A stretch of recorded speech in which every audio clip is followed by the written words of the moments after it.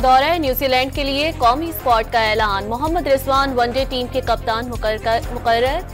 Salman Ali Agha T20 के कप्तान और वनडे के नायब कप्तान मुकर्रर। शादाब खान T20 के कप्तान होंगे। बाबर आजम और मोहम्मद रिजवान T20 और शाहीन शाह अफरीदी वनडे स्क्वाड से ड्रॉप।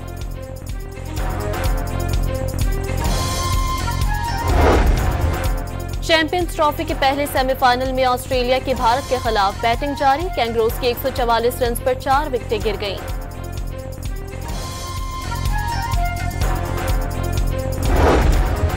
कराची की इंसदादी दहशतगर्दी अदालत ने मुस्तफा आमिर अगवा और कत्ल केस में मुलजिम शिराज को अदालती रिमांड पर जेल भेज दिया। मुलजिम अरमुगान के जिस्मानी रिमांड में 6 दिन की तौसीह। अमीर जमात इस्लामी हाफिज नईमुर रहमान की दारुल उलूम हक्कानिया कूड़ा खटक आमद। मौलाना हामिदुल हक की शहादत पर उनके भाई और बेटों से इजहार ताज़ियत।